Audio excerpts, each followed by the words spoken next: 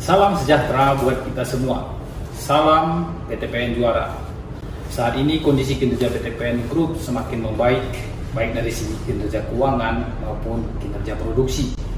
Bagaimana seluruh insan PTPN berjuang, turn around, inovasi secara menyeluruh, mentransformasi EBITDA yang membawa kondisi perusahaan menjadi lebih baik. Hal tersebut bisa kita raih adalah karena doa dan kerja keras kita semuanya. Bapak, Ibu insan PTPN seluruh Indonesia, saat ini bisnis komoditi berada dalam era disrupsi yang sangat kuat. Yang bisa menyesuaikan terhadap perubahan, dialah yang jadi pemenang. Insan CEO PTPN harus bisa menatap jauh ke depan, tidak hanya membuat perencanaan yang hebat, tetapi harus bisa mengeksekusi strategi, program kerja, serta langkah-langkah untuk dapat menjadi pemenang di masa depan. Tren isu global, kebijakan akan bergerak sangat cepat. Ada 6 tantangan besar PTPN 4 ke depan. Yang pertama, fluktuasi harga yang tidak menentu, kebijakan dalam dan luar negeri yang cepat berubah, membuat PTPN sulit memprediksi, merencanakan strategi jauh ke depan.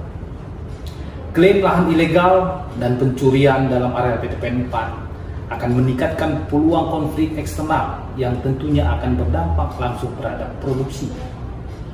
Yang ketiga, peningkatan biaya tenaga kerja yang secara langsung dapat mempengaruhi kinerja keuangan perusahaan. Yang keempat, pengaruh ekonomi global yang tidak menentu. Yang kelima, isu lingkungan, emisi, energi bersih, deforestasi, dan sentimen pasar Eropa terhadap produk kelapa sawit Indonesia. Dan yang keenam, perkembangan teknologi digitalisasi yang sangat cepat. Semua tantangan tersebut kita jadikan peluang untuk mencapai cita-cita menjadi perusahaan agribisnis nasional yang unggul dan berdaya saing kelas dunia, serta berkontribusi secara berkesinambungan bagi kemajuan bangsa. Untuk menjadikan tantangan tersebut menjadi peluang, dibutuhkan 10 kompetensi tangguh seluruh pimpinan CEO masa depan untuk membawa PTPN menjadi juara di tengah era disrupsi, bergejolak, cepat berubah, kompleks, dan sulit diprediksi. Yang pertama, leading change. Kita harus bisa memimpin perubahan, mengidentifikasi, melaksanakan, memimpin, dan menstimulus anggota tim untuk melaksanakan perubahan dalam organisasi menuju kondisi yang diinginkan secara berkelanjutan. Yang kedua, driving innovation. Kita harus bisa mendorong orang lain dan menciptakan perusahaan yang terus melakukan upaya-upaya kreatif dan inovatif untuk meningkatkan proses dan hasil kerja.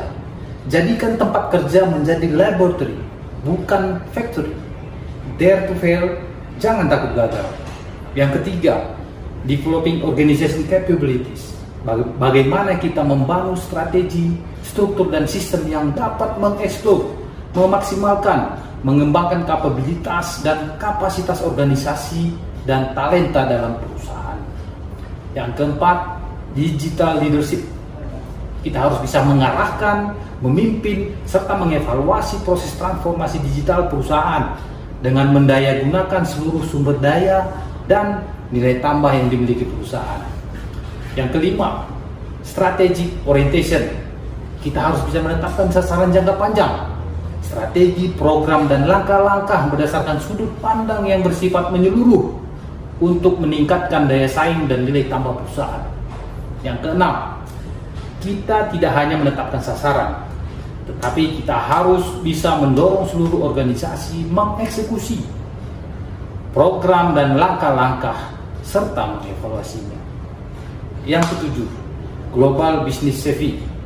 Kita harus mampu mengembangkan usaha, peningkatan daya saing dan nilai tambah perusahaan dengan mempertimbangkan perkembangan dan tren isu-isu bisnis global dari berbagai aspek: ekonomi, sosial, budaya, teknologi, politik, internasional. Yang kedelapan, customer focus. Kita harus mampu mengidentifikasi kebutuhan pelanggan serta memberikan pelayanan terbaik untuk memastikan tercapainya tuntutan dan harapan pelanggan. Menerima kritik untuk perbaikan berkelanjutan. Yang kesembilan, building strategic partnership. Kita harus mampu membangun dan mengembangkan kemitraan strategik dengan stakeholder untuk mencapai dan meningkatkan nilai tambah bagi perusahaan. Yang ke-10, managing diversity. Bagaimana kita mengelola dan memanfaatkan keberagaman para pemangku kepentingan. Pemimpin harus bisa hadir dalam berbagai golongan dan situasi untuk meningkatkan nilai tambah dan daya saing perusahaan. Kesemua kompetensi tersebut dibungkus dalam core value akhlak. Amanah, kompeten, harmonis, loyal, adaptif, dan kolaboratif. Kami yakin PTPN akan menjadi champion dan menjadi kebanggaan Indonesia. PTPN Jaya Berkah Juara, Indonesia bangga.